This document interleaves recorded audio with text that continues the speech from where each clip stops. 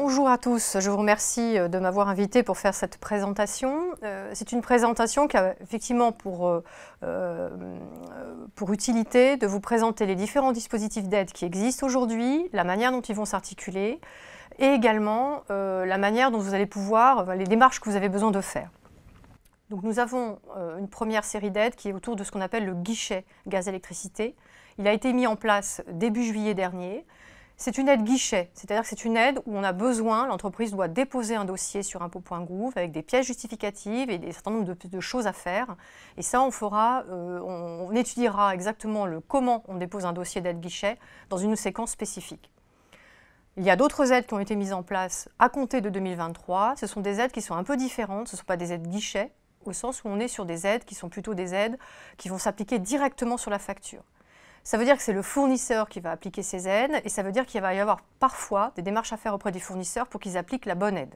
Ce qui ne nécessite pas forcément que vous connaissiez à quelle aide vous avez droit, mais simplement des informations vont devoir être envoyées aux fournisseurs. Donc voilà, l'objectif aujourd'hui, c'est de vous expliquer ce que c'est, comment s'articulent ces différentes aides entre elles, ensuite faire un zoom sur le bouclier tarifaire, ensuite sur l'amortisseur. D'ailleurs, on vous fera une démonstration du simulateur amortisseur. Et enfin, on terminera par l'aide qui est un peu plus copieuse et qui fait plus peur. C'est celle où il faut déposer un dossier pour regarder plus précisément quelles sont les pièces à déposer et comment on fait. Donc on va commencer d'abord la première séquence par un panorama que vous allez voir à votre écran et qui est le panorama des différentes aides pour les TPE et les PME. Et donc on va les prendre les unes après les autres pour que vous compreniez comment tout ça s'embranche. Donc si je suis une TPE, donc on est en haut du diaporama, je suis une TPE, ça veut dire que je suis une structure qui a moins de 10 salariés, moins de 10 salariés ça veut dire moins de 10 ETP, et j'ai un chiffre d'affaires ou des recettes ou un total de bilan annuel inférieur à 2 millions d'euros.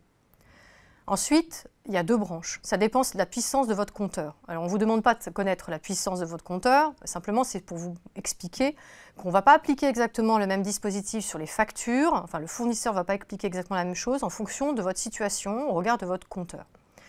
Si vous avez un compteur qui est inférieur à 36 kVA, qui en fait en gros un petit compteur qui est un peu comme celui des ménages, vous êtes éligible au tarif réglementé de vente de l'électricité, le TRVE.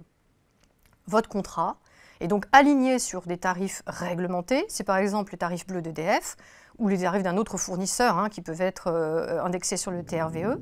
Et donc dans ce cas, vous avez droit, on va vous appliquer, le fournisseur va vous appliquer le bouclier tarifaire qui va venir en fait réduire votre facture. On verra tout à l'heure quand on zoomera sur le bouclier tarifaire ce que ça veut dire exactement.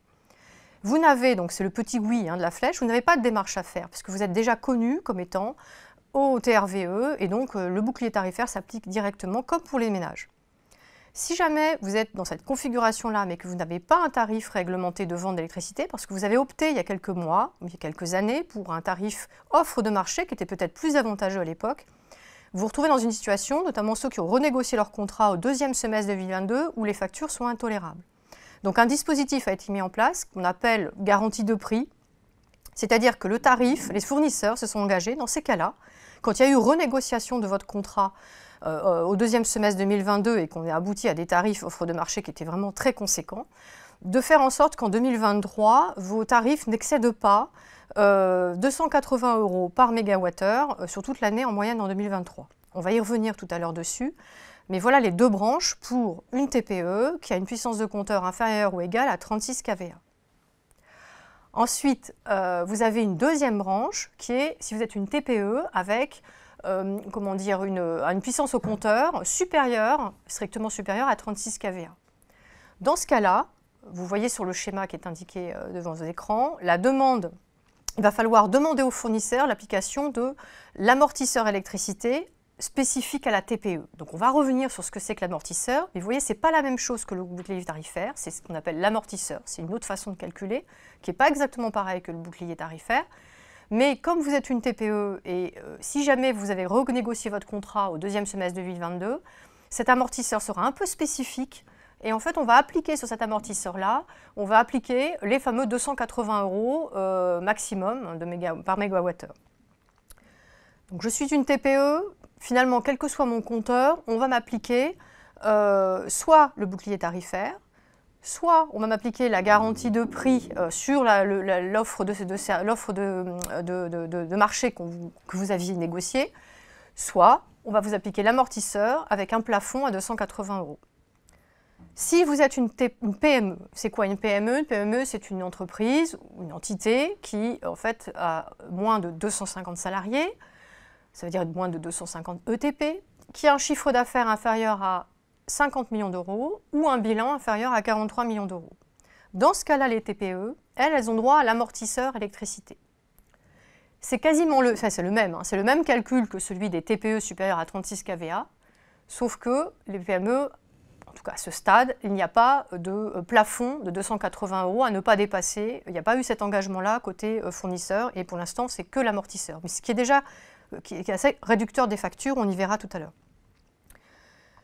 À côté de ça, vous voyez dans le schéma, vous avez une dernière indication qui vous explique que les ETI, donc les entreprises de taille intermédiaire et les grandes entreprises, elles ont uniquement le guichet d'aide. Sachez que quand vous êtes une TPE ou une PME et que vous avez eu droit à l'amortisseur ou à une réduction de facture, ça ne vous empêche pas de venir et de potentiellement cumuler une aide supplémentaire en venant au guichet. D'accord ? Donc ça, c'est alors en venant au guichet, donc ça veut dire que les mêmes conditions d'éligibilité que le guichet vont être appliquées, mais en fonction de votre facture et de l'amortisseur que vous avez déjà, sur lequel vous avez déjà eu une réduction.